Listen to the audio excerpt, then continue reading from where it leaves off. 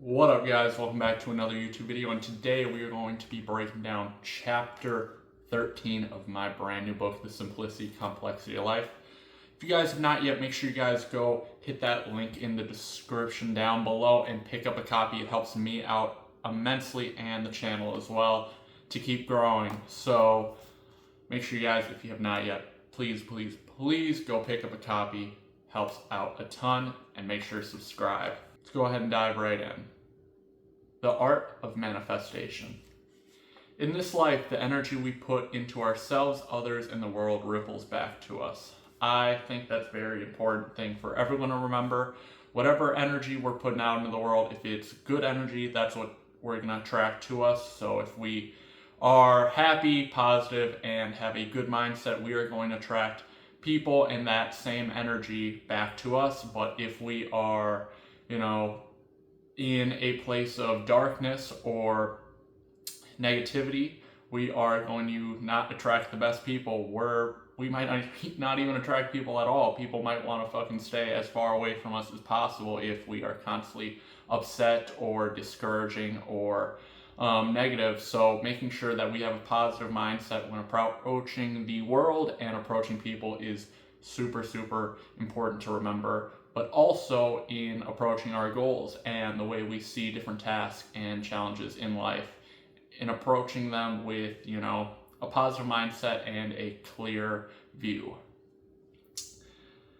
The concept behind manifestation is positive thoughts and actions from a person will result in them receiving positivity back, kind of like we were just talking about. But negative thoughts and actions will result in negativity returning back to them. Yeah, pretty simple. Positive thoughts, positive things are going to come to you. Negative thoughts will come back your way.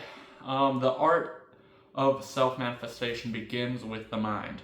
The human mind is the most powerful thing we have access to. I cannot stress this enough. The human mind is so amazing. It is literally something that I'm just so obsessed with and I love to learn about. I love learning about the psychology behind the mind and the way we think and why we think the way we do and think the things we think and how we process information and how what our mind thinks becomes our reality and how that determines what we see to be true and how we take in the truth and cope with it. And I know I reference it a lot within religion about how religion is kind of a coping mechanism for people, and that stems back to your mind and the world you've been building in your mind since you were a small adolescent child, and how your mind forms in those early stages and how it grows. And if you are taught about religion and all these things, that becomes your world and that becomes your reality. So that's why those first few years are so vital into forming who you become as an adult. Kind of going off topic there, but just the mind is such an amazing thing, especially with all the things we've been able to do and accomplish over the last few hundred years as people and as civilization. Obviously, I would say 80% of people are not the brightest and pretty dumb, and we all have things that we are, hypocrites about or think we're informed about, but we're really not, or we, are lacking knowledge in certain areas that we should have a little bit more knowledge about or wish that we did. But I'd say most people are not the brightest, but for that 20% that are visionaries, that are cultural movers, that are the people that are changing the world and taking these steps forward to invent, innovate, and push society forward. Those people are fucking amazing, and I try and strive to be one of those people, and I think we all should strive to make our, little part of, this great, huge life that we're a part of, meaningful, and to keep pushing through and doing something positive to hopefully impact the world in a greater way. Sorry, I'm keep going off course here, but the mind is an amazing thing, and the things we've been able to accomplish with the mind are incredible, even if they're not always the most beneficial to humanity. We've done some crazy things with the human mind. You must realize that your thoughts align with your reality, similarly, like we were talking about earlier. So we must be careful with what thoughts we carry and display. We must align our thoughts purposely with our actions, choosing positivity and self-betterment. I think that's very important.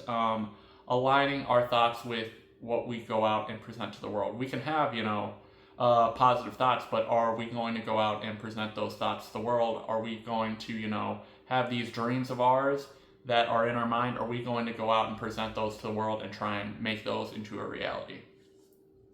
Visualizing in your mind your goals and ideal life is how we start the practice of manifestation. It starts up here in the mind, thinking what we want and, seeing that goal as crystal clear as we can possibly make it up here, and going out and building it up slowly, day by day, brick by brick. Creating a picture so clearly it shuts out any doubt. Any doubt from outside sources, but also internally. We all, self-doubt to some extent, but we have to shut that doubt out. Envision yourself at the pinnacle, completing the goal, what it looks like, everything down to the finest details. Picture yourself at the finish line, what it looks like when you're there at that, mountaintop. Where will it be? What will you be wearing? What will you be doing? What will you be saying? What will it feel like? What emotions will it draw out of you? That is what we have to envision and be able to create in our mind. That way we can go out and get it in the real world. You start to create a healthy obsession around the goal, thinking and talking about it constantly, not letting it leave the front of your mind, being present and intentional with your steps towards it. We must see it with our mind before we see it with our eyes. We have to create a healthy obsession. I know I've talked about this before on here, but we have to create a healthy obsession with whatever goals we have. We have to be disciplined. We have to create that healthy obsession with every fucking waking moment. We have to be on it. Thinking about that goal and obsessing over it in a healthy way. Of course, not letting it overtake us in our life, but a lot of times it kind of does. If I'm being honest, if you look at people that are so great in whatever field they are, athletes, musicians, actors, they oftentimes become obsessed with their craft, with their art, whatever goal they're trying to achieve, and sometimes they get lost in it, sadly. And it's happened to a lot of people, a lot of celebrities we could go on and talk about, but I'll save the time. But we have to create this healthy obsession with it and focus on that goal every day. Focus on it and what it looks like. By being present in it and intentional with our actions. Ideas start in the mind. We must grow them like plants, day by day, giving it attention and nourishment. Us also weeding out negativity and bad thoughts we and others have towards us and our goals. Kind of like I was talking about earlier, we have to be able to, water that idea and watch it grow, like a plant, kind of.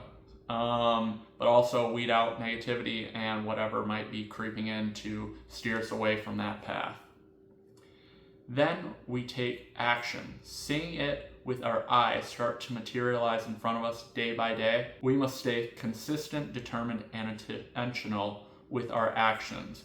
It's very important to stay consistent, determined, and intentional with our actions. We cannot steer off that course that we have in our mind. Remember, we visualized it up here, and now we have to stay on that path. We cannot steer away from it or veer off the path. We have to stay on it. Of course, it might not go exactly how we envisioned, but we should stick to that path. Do not get distracted by women, money, drugs, partying, whatever it may be.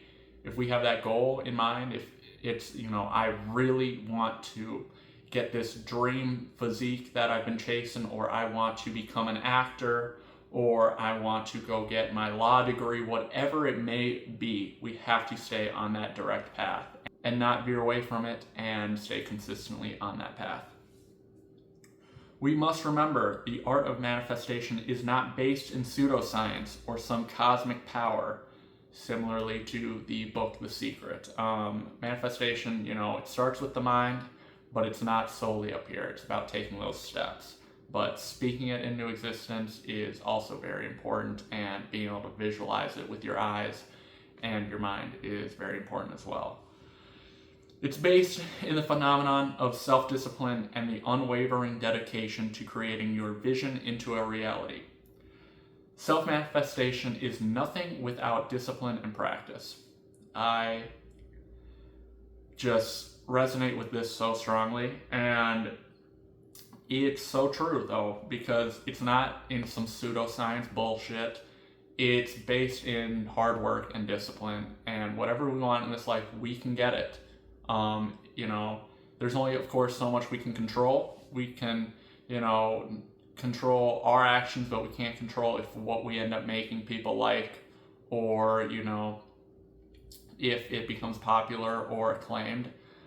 We hope and strive for those things, obviously, for whatever we are making or chasing, for it to end up well for us or get received well, but we cannot, force those things or make those things to happen. We can, take them into consideration when creating. But, as Rick Rubin famously said, I love this quote, the audience comes last, and that quote, I've put some objections into it, and a lot of people have, because you want your product, of course, to be liked, and you want to consider, the consumer and the audience, but, you can't do and model your whole product or your whole dream or vision or piece of art that you're creating around the audience, because they don't always necessarily even know what they want.